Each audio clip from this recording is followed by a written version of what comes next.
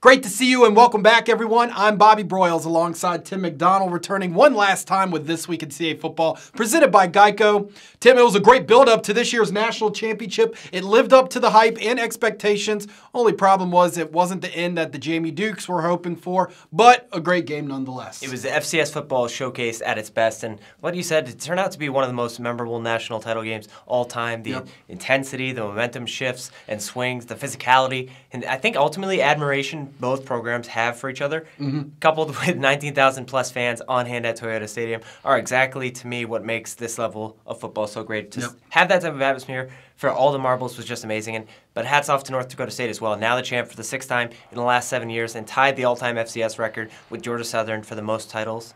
That was the first FCS loss for the Dukes since December 5th of 2015, and obviously the first FCS loss under Coach Mike Houston.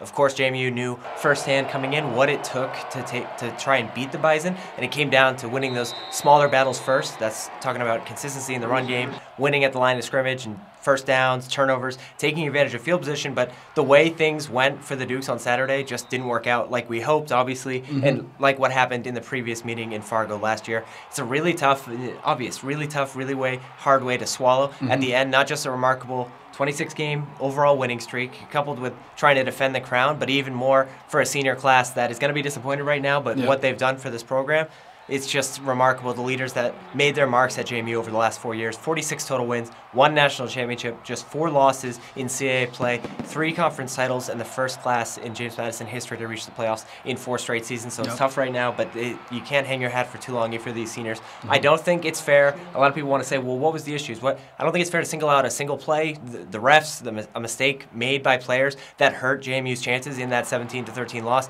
I believe it came down to facing, for one, a worthy and proven foe, and not finishing in many aspects that made JMU so hard to handle over the course of the last 2 years. 4 of 14 on third downs, couldn't keep drives alive. 22 minutes in time of possession, 3 of 6 in the red zone, and playing catch up the entire game, and through in and throughout all the pieces that Dukes time in and time again had answers for leading into the title game. And I think you can't get too caught up if you're a JMU fan right away trying to look ahead and figure out who's going to replace Jordan Brown, who's going to replace Brian Shore, Simeon Robinson, and others. We can keep on talking for a long time. But it's also, instead, you have to understand the reloading needed at key spots. The FCS right now is separated at the top by just a few select programs. And until things change, Madison is still up there with the best of them right at the top.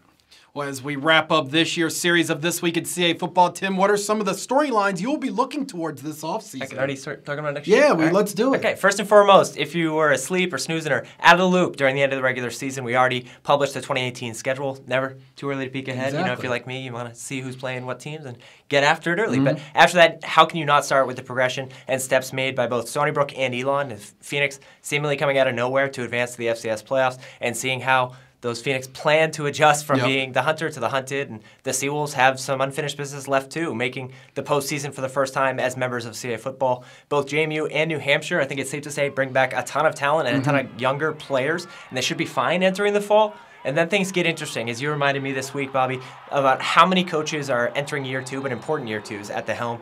Talk about Huseman, Ferrante, Rocco, Signetti, and for those first 3, year number 2 suddenly brings new expectations and excitement. Richmond, Nova, and Delaware at some point in this season, I think most people can agree, we're in that playoff hunt, or the top of the table in the conference. We also might see a little changing the guard with a few teams offensively. Nearly half the teams, you could argue, needing to utilize spring ball, importantly for quarterback competition, especially some we haven't talked about that are looking for that stability and more stability under center.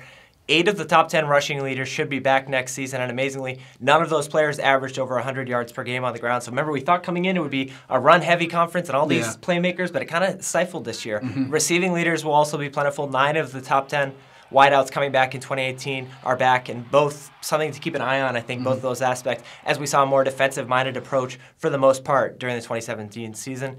Many more storylines will develop moving forward, and with early signing period already over, you're kind of already getting an idea of the new athletes for the future of the league. Things are already starting to shift to next fall. I'm totally fine with that.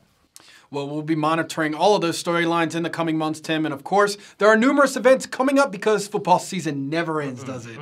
And, of course, there's many ways you can follow all of the off-season news as well. and kind of looking ahead, just because the season has ended doesn't mean you can't follow along, doesn't mean you can't check in, see what's going on from all over the conference. For all that and more, we've got another signing day, talking about in early February. You've got the NFL Combine, you've got the NFL Draft, and of course, spring ball coverage ahead in the coming months, like you mentioned. And by now, it's time, if you don't know it at this point in the show, it's my pitch to follow CA Football on social across the board. You can follow us on Twitter, Instagram, Facebook, and Snapchat. Just search CA Football and using the hashtag CAFB.